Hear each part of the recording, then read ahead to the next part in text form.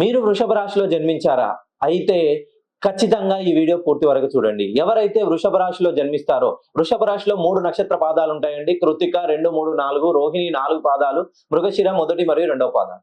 So ఎవరైతే రోహిణి నక్షత్రంలో జన్మించి వృషభ రాశిలో ఉంటారో వాళ్ళకి చిన్నప్పటి నుండి చదువు పరంగా మధ్యస్థ రకంగా ఉంటారు. వీళ్ళు టాప్ 5 లోనే ఉంటారు. చదువులో, ఆలోచనలో, తెలివితేటల్లో, కార్యాచరణలో వీళ్ళు తామర ఆకు పైన నీటి బిందువులాగా ఉంటారు. వీళ్ళు ఎప్పుడు పడిపోతారో ఎప్పుడు లేస్తారో ఎవరికి తెలియదండి.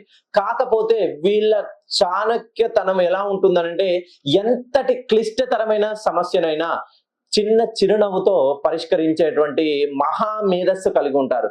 కానీ వీళ్ళ జీవితంలో ప్రతిదీ చిక్కుముడిలానే ఉంటుంది.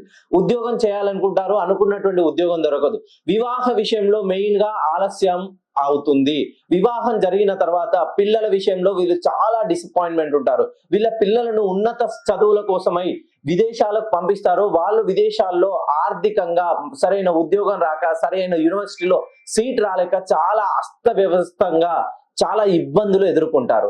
ఎవరైతే వృషభ రాశిలో జన్మించారో ఒక్కసారి మీ పేరులోని సంఖ్యాబలాన్ని సరిచేసుకోండి. సంఖ్యలతో మీకు సంఖ్యలు సపోర్ట్ చేయకపోతే మీరు డబ్బులు సంపాదించినా సంఖ్యలతోటే సంపాదించాలి. మీరు ఎంత జీతం, మీరు ఎంత ఏజ్ కి సంబంధించారు, ఏ డేట్ ఆఫ్ బర్త్ లో పుట్టారు, ఎక్కడికి వెళ్తున్నారు, ఎంత దూరం ప్రయాణిస్తున్నారు, ఏ రోజున ప్రయాణిస్తున్నారు, ప్రతిదీ నెంబర్స్ తోటే ముడిపడి ఉంటుంది. ఒక్కసారి మీ డేట్ ఆఫ్ బర్త్ లోని ఏ డెస్టినీ నెంబర్ ఉంది, ఆ డెస్టినీ నెంబర్ కి పాజిటివ్ వైబ్రేషన్ ఎంత, మీ డేట్ ఆఫ్ బర్త్ ను మొత్తం కూడితే 12, 13, 16, 18, 21, 30 వస్తుందా? ఖచ్చితంగా ఇవి రాహుగ్రస్తానికి సంబంధించిన నెంబర్లు మీకు కలిసి రావు. ఎవరైతే వృషభ రాశికి చెందిన వారు 3, 12, 21, 30, 4, 13, 22, 31 ఈ తేదీలలో జన్మిస్తే ఖచ్చితంగా మీరు అడ్మినిస్ట్రేషన్ పవర్ ఉన్న వాళ్ళే. మీకు మంచి రైట్ టైం స్టార్ట్ అయింది. 2026లో మీరు అనుకున్నటువంటి ఉద్యోగం సాధించబోతున్నారు.